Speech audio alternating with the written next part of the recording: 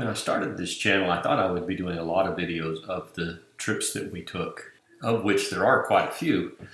However, I'm not very good at videotaping trips, more of just capturing pictures with my phone. So with this recording, I'm going to be outlining a 3-week trip we took to Costa Rica, actually like 17 days, I think. But kind of highlighting it throughout the course of the next few videos of all the things we did and saw while we were in Costa Rica back in February of 2023. Like most international trips, it started with an airplane ride, 3 hours out of Houston into Liberia, Costa Rica. But before we got on the plane, we had to actually rethink our luggage, as my wife's traveling backpack of 26 years finally gave up the ghost and had to go in the waste bin at the airport. I don't suggest you buy luggage in the airport, but we didn't have any other option in this case.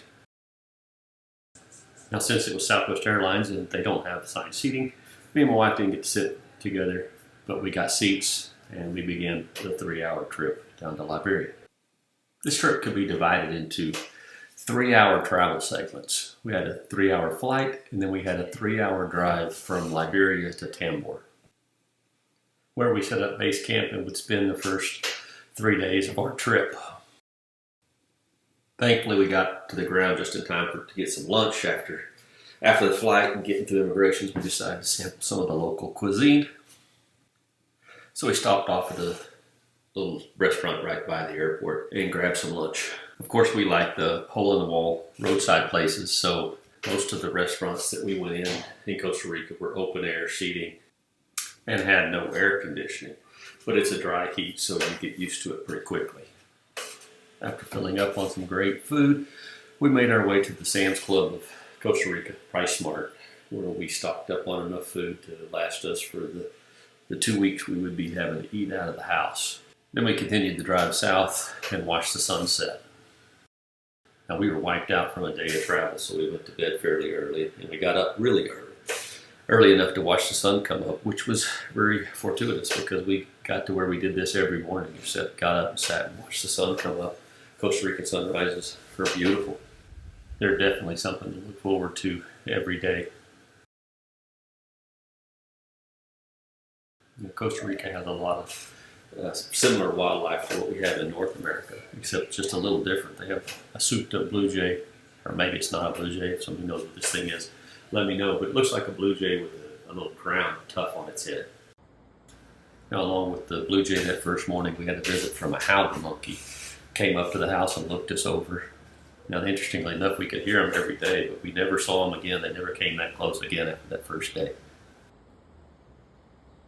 Well, after the sun had fully risen and we had had our fill of coffee, we decided to take a trip down the mountain to the beach at Tambor and go to the market at the Bay of Bayonne Yacht Club.